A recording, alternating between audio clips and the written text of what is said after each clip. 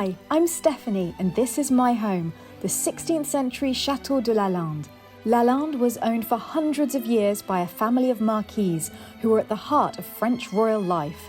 One of them even had the honour of being sent by King Louis XV to greet Marie Antoinette on her arrival in France.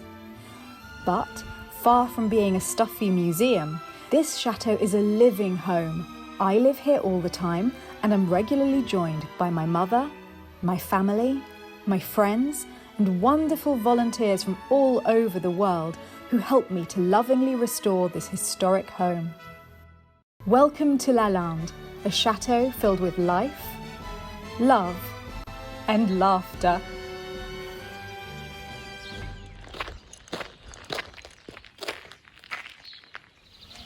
Hello and welcome to the Chateau de Lalande. Now, admittedly, I don't usually greet my guests at the foot of the most ancient tower here, but I have a very special tour planned for you today.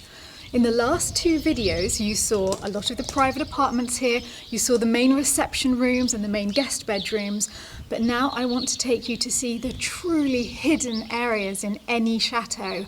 I'm going to take you up to the attics, and there is an area there which has untouched servants' bedrooms from over 100 years ago. We haven't done anything to them since we arrived.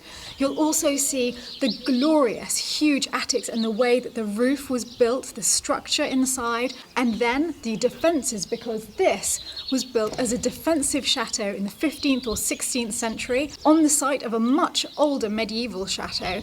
So it's very defensive. It's not just a home for fun and parties, and that's the side that I want to show to you today. But after that, we can end in the areas that are used more regularly. There's parts of the attics that we've started to renovate. There's a couple of little bedrooms there and a very sweet bathroom in a tower. So follow me and we'll start on the tour by stepping back in time up this ancient spiral staircase. You can see that there's a lot of work needed here. Just as I was walking up the stairs, I see that even more of this old plaster ceiling has fallen down, but it's not an area that we've really been able to divert many funds to yet. One day it will all be finished eventually. There are two doors at the top of the tower. The left one goes into the main attic, and the right one, which is where we're going now, leads to the old servant quarters. And here we are truly stepping back in time. This is the largest of the three rooms that are in this old tower. These are 19th century wallpapers that haven't been touched since they were put up. It's incredible to think how long they've been here, untouched.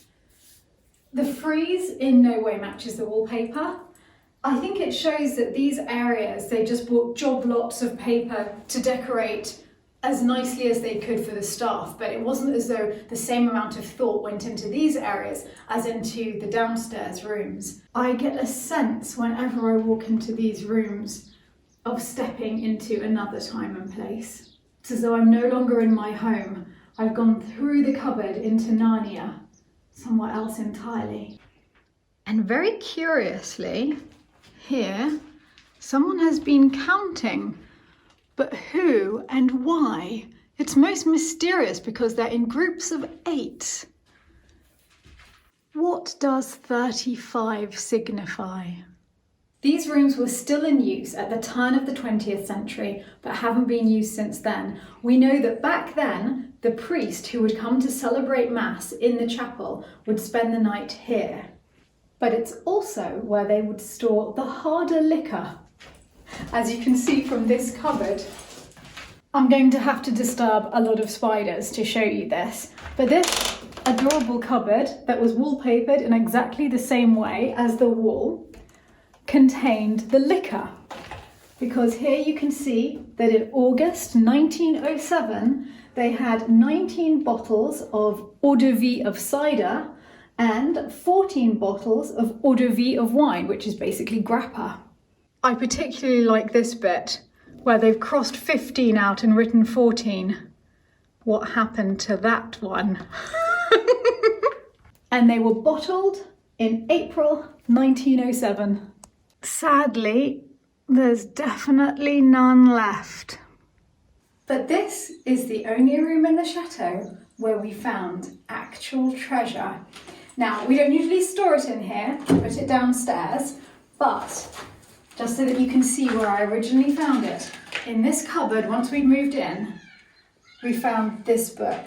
The most extraordinary thing about this is that for centuries, this chateau has been lived in by French families. Admittedly, families that had English links because they escaped to England during the Revolution and only came back after the monarchy had been reinstated in France.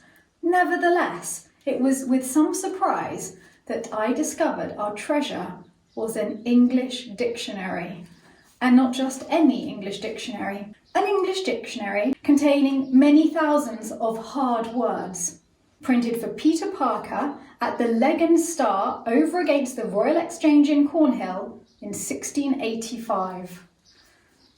This is true treasure. 1685. And I have looked it up. Chatelaine is in this dictionary. It's spelt with a Y at the end. It says it means a gentleman or woman of great house. But the problem is that I keep getting distracted by other things because just below chatelaine, apparently chauffings in 1685 meant heatings. It comes from the French word chauffage, and I didn't know it had been used in England. Chauffings, the one thing we're missing in this chateau. This is particularly precious to me because I love English. I studied English language and literature at Oxford before moving to France. And I love the introduction by Coles, schoolmaster and teacher of the English tongue to foreigners, because he has some interesting things to say about the foreign tongues. The Spanish and the Spaniard both are grave. The Italian and the Italians amorous. The Dutch as boisterous as the Germans, and the French as light as they themselves are. But the moderate clime of England has indifferently tempered us as to both, and what excess there is in either must be attributed to the accession of something foreign. I love that. We're in the little hallway of the servants' quarters here, and you can see that they still have the area where either the valet would keep his jacket, or perhaps he would brush the jacket belonging to the gentleman. I don't know, but I think we can safely say it was for a jacket. I wouldn't be using it with anything too precious until it's had a bit of a clean. Through here are two more rooms. I wish I could truly let you experience the smell here, which is overwhelmingly of bat poo. I'm kind of worried because my mother has done some pretty fancy insulation on this floor, but it means I can't see the actual floor and I'm worried I'm going to fall through at any moment's notice. So quite grand wallpaper in here, and I think my favourite wallpaper border is in this room, but there's a lot to be done. I think that one day, when we finally get round to restoring this, which would make a beautiful apartment with its own entrance through the tower, I would like to remove these ceilings and then we'll see the full height of the towers. As we did, you saw the renovations of my mother's apartment and of Michael's apartment last week in the other attic, where we have 6-metre high ceilings. It would be fun to do something similar here one day. This little corridor leads to the last room, which is the smallest, but on the way you can see that there are beds still. This was probably a child's bed, and hopefully one day we'll put all of these together. It's just really covered in poo. And there are old wallpaper panels. This is where we found the beautiful wallpaper panel that is now downstairs in the Chambre de la Chapelle. I showed that last week. These weren't as beautiful, so we didn't restore them, but you can see that people would have used wallpaper panels as decoration in their rooms. This room is wallpapered with the same wallpaper that we saw in the first room, and on this side, the same border that we saw in the second room, and on this side, a whole new border. And that's why I think that these rooms were decorated with the ends of wallpapers that weren't needed anywhere else, and they just used what they had. The one that hasn't been used anywhere else is particularly splendid, actually. I think it's made very charming rooms, and if I'm honest, that's why we haven't tackled these areas yet. I like this sense of stepping back in time, and although I know that this could be the most spectacular apartment one day, I'm a little sad to change it. More antique beds are just piled up here. 2 French beds. I mean, these will be very beautiful when they're restored one day. Over here, there's some sort of old lamp. I don't quite know how that fits together. In fact, it's 2 matching lamps because the interior of this one is there. They would have been huge oil lamps, I think. Well, my goodness. I think we need to take these downstairs and restore them. Michael Patherick, as soon as lockdown's over, got your next project. And this is very interesting because these bits of wood were painted. And I don't know what they were originally painted for. In fact, just here is the head of an angel.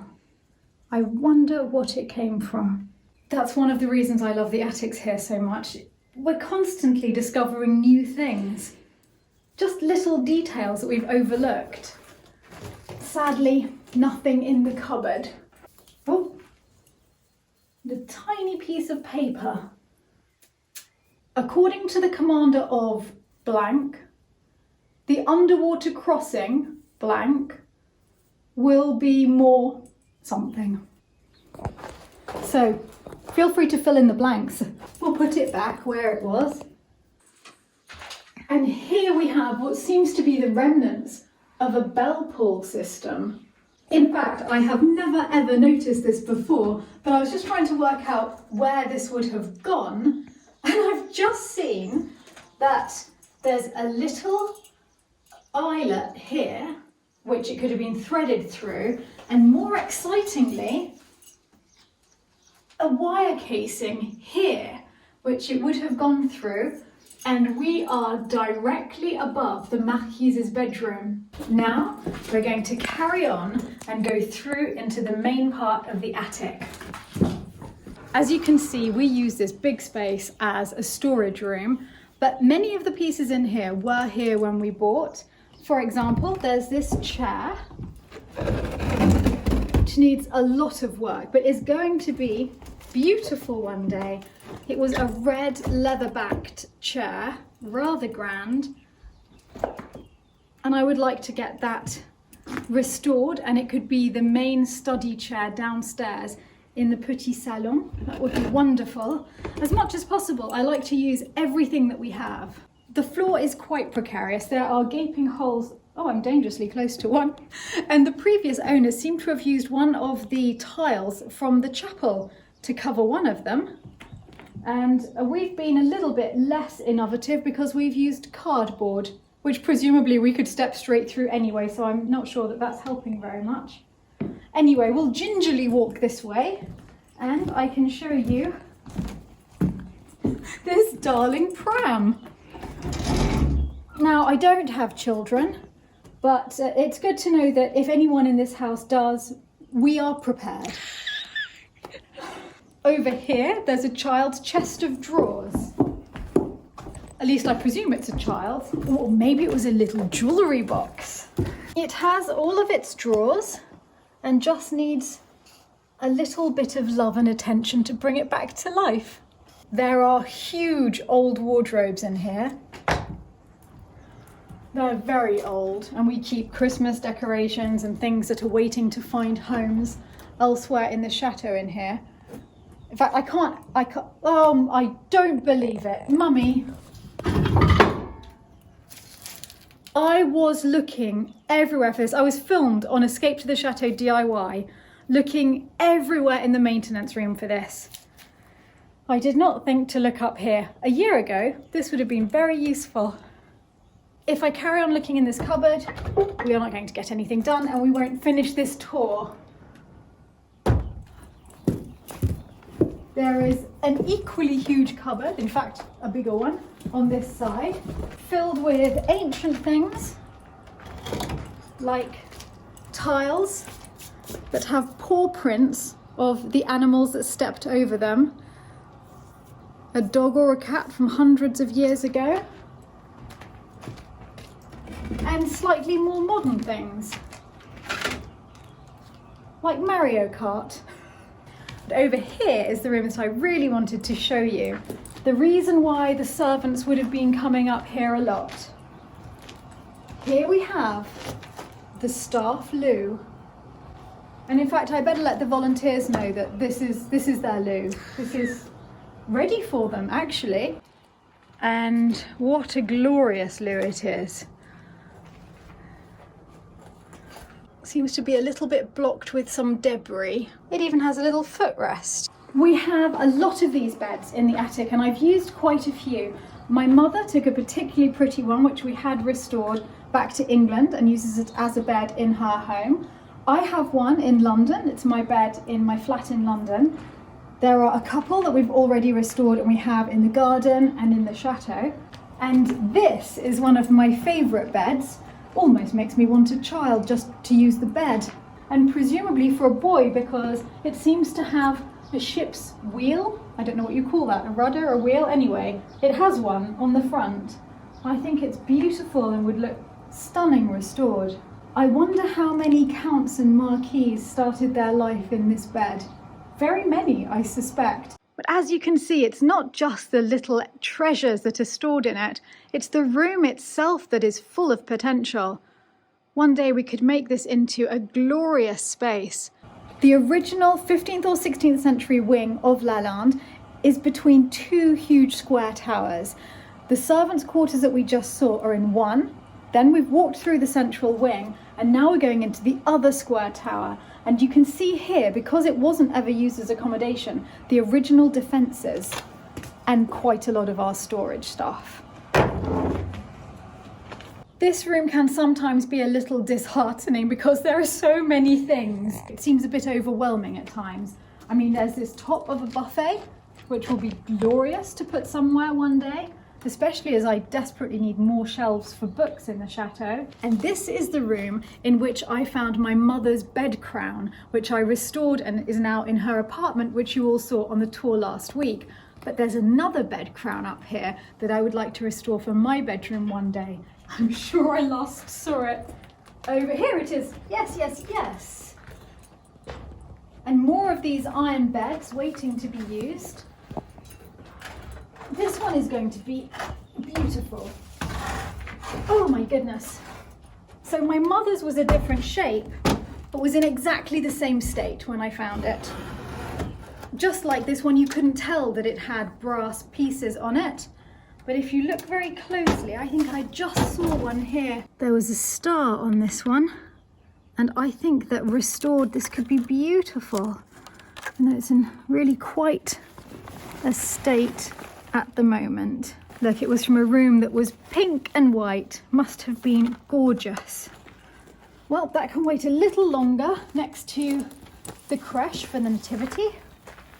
And both of those will be restored one day. But the most exciting thing about this room is that here you see the original structure of the chateau, exactly how it was built and how it was defended. Oh my goodness, so many meters above us. You can see that the roofs of chateaus were made like the bottoms of ships.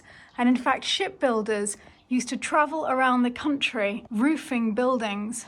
When you look at the old beams, it is extraordinary because you can see the individual chisel marks. Every single one of these beams was chiseled by hand. It's all held together with wooden pegs. This entire chateau is held together with wooden pegs. There's no metal up here at all. And then all around the exterior walls, there is an interior wall, giving a space of about a meter's depth for the defenders to move, but keeping the inside of the room protected from any arrows or attacks from outside. And that is because the gunpowder would have been stored on the inside. So it was very important to stop anything from getting through to the gunpowder. And looking around the room, you can see the musket holes. There's one over there, two on that back wall, and they're always close to a little lookout window, which is shuttered. I'm inside the defences. If you want to come and have a look, follow me in here. This is that defensive walkway that goes all the way around this tower to defend the chateau. Here we really have stepped back in time to the Renaissance. This is very moving to me, standing here, knowing that I'm touching something that people touched hundreds of years ago. And it would have been important for a chateau to be defensive in this area back then. This chateau was built not long after the end of the 100 Years' War. This whole area of France was very, very affected by that war. So it's no surprise that a huge defensive castle was built. And it's worked. Hundreds of years later, Lalande is still standing. And looking down, you can see that there's bits of wood on open space, and that is my mother's attempt to protect any children that might come up here accidentally, because this is where people would have poured boiling oil onto intruders. On this side, we can look straight down onto our terrace and the statue of Aphrodite. It's okay, she's not a threat. Oh no, the attackers are coming, quick! We must get the boiling oil ready. Let's move the defensive planks. They don't stand a chance, especially not with my mother as commander of the troops. I've just spotted a bit of a bed that I need for one of the bedrooms. I thought I'd lost that. That was a lucky find. Now we can go through and see the parts of the attic that we do use, and I'm sorry about the mess. We haven't finished restoring this part completely, but the previous owners used to use it, and so we've carried on using their rooms. Here are the stairs to go back down to the ground floor. There's the door that we just came through from the main attic. This area here was made for my mother because before it had walls all around it, where now there's just a railing. So it was very dark, and we opened it up so that my mother can have a study there, because look at her view. She can keep an eye on anyone arriving in the chateau. You can see that there are very wide, uneven boards here, and these will all have been from Lalande's own forest. And here they're a different colour in two sections on the floor. And that's because when we arrived, these sections were little rooms with absolutely no natural light, but just big enough to hold a bed. So these rooms along here, including these two, would also have been the servants' quarters in the past. But from the mid-20th century onwards, these houses weren't run with lots of servants as they had been in the past. So all of these rooms were used by the children of the marquis, because they were 11 children, 30 grandchildren and 60 great-grandchildren. So you can imagine the great-grandchildren were ending up in here. As you can see, there are books all the way along here because I am waiting one day to have a proper library in the chateau. Bit of a long way off still. So in the meantime, they wait here. We use this for a lot of volunteers who come to stay. My friends, when there are lots of people here for parties, also live up here. And one day we'd like to make it into a beautiful self-contained apartment. There are 2 bedrooms, and then we'll go through to the sitting room and the bathroom beyond. This is the smallest of the 2 rooms, but I find it very charming. The exciting thing about this room is the wallpaper, because it is an original hand-blocked paper from the 19th century, and that's why you can see it's a big mess because there's lots of sections missing, but I'm determined to keep it. Here, there were separate little beams that have come off, and you can see the older wallpaper underneath, so it's nice to have that record. And here, where we've insulated the outside wall, which meant that we lost the paper, Michael Petherick's come up with a really nice idea of digitizing this and then just printing out an identical wallpaper to be able to match up.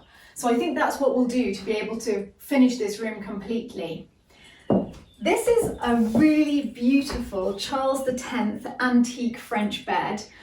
It is stunning. It has beautiful marquetry along the front. It's almost a shame to have it up in the attic, but I think that every room should have something very special in it, and it's a smallish bed, so works well in here. There is a man attacking a lion, and I wonder what the significance of the flag with the cross is.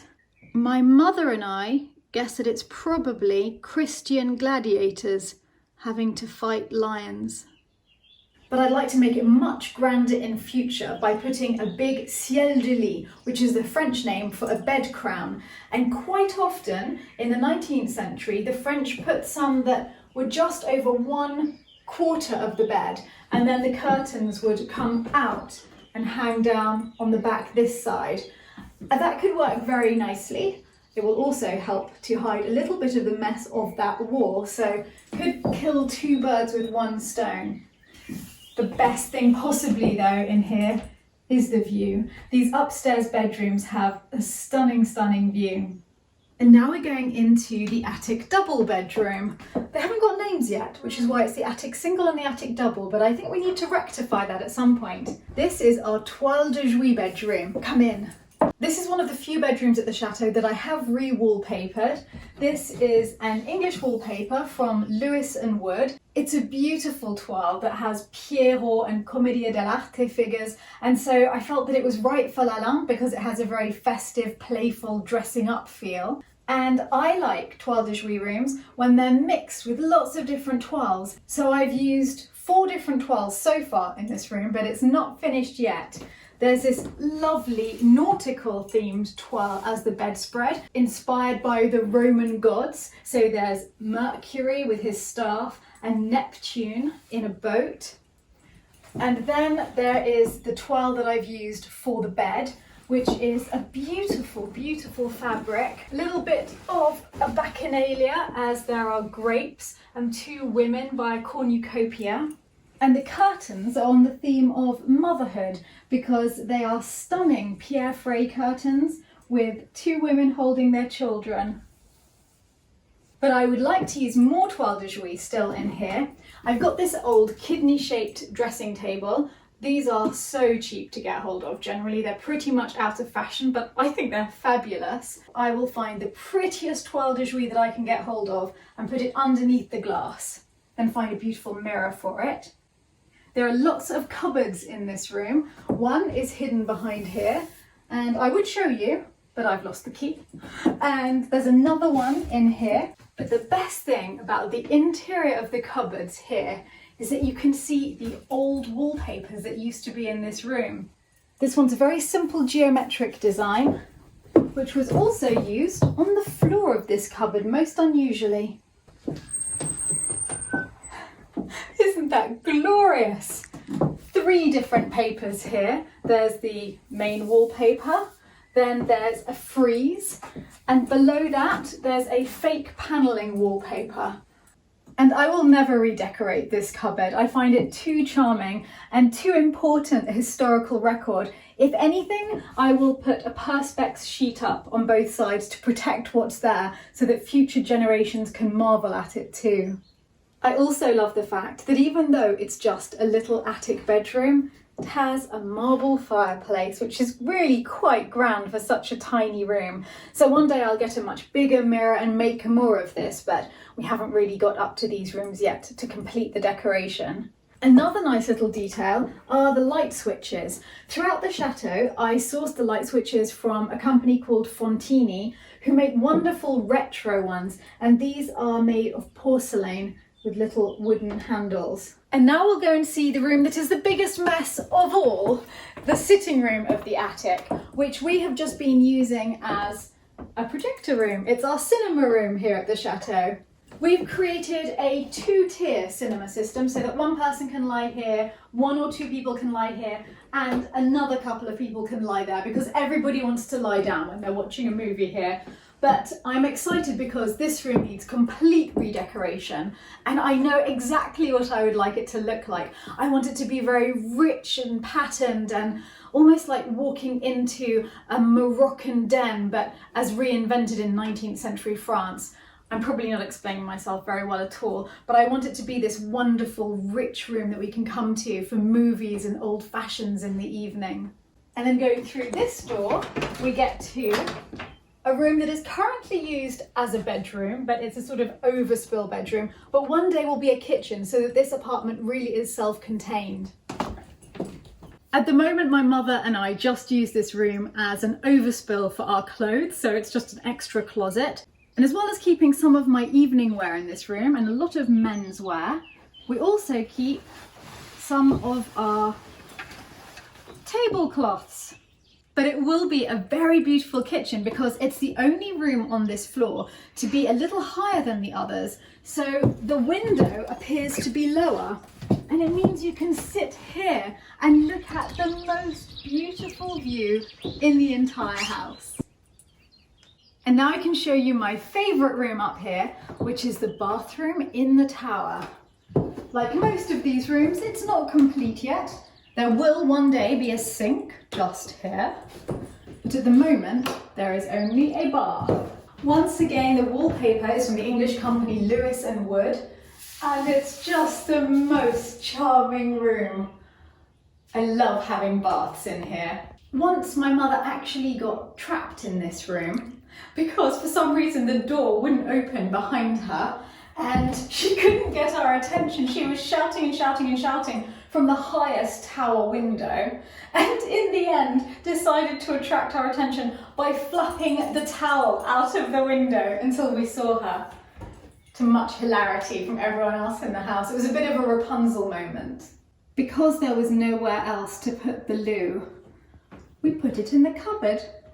So this flat is particularly good for short people like my family. Not so great for example, Dutch people. So there's our loo in a cupboard. Every chateau needs one.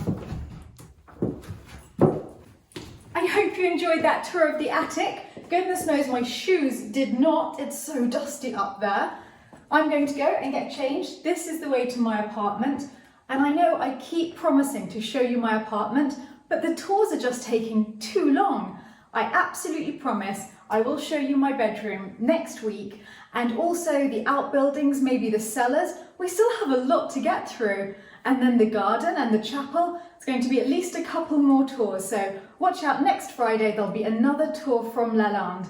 And until then, oh no, one more thing. I want to show you the defences from outside so that you get a better picture of what you've seen. Now we're on the terrace that you looked down onto through those defences, and I'll show you exactly where we were. And that's where we were standing, looking down onto the terrace. You can see it from the outside. And there is Aphrodite. I hope you enjoyed the tour of our attics. I'm looking forward to showing you a lot more of the chateau next Friday. But before then, remember that every Tuesday, Thursday and Sunday, you can join us in daily life in our Chateau Diary vlogs. See you next week. Bye from Lalande. A huge thank you to all of our patrons at Lalande who are making this vlog possible, especially our marquis and marquises of Lalande: Dan Bander, Daniela, Laura Demare, Caroline Forster, Brenda Gibbons, Lorca Hutikova, JC Award, Maureen Palmer, Brian Woodward and David Young. And thank you to all of you.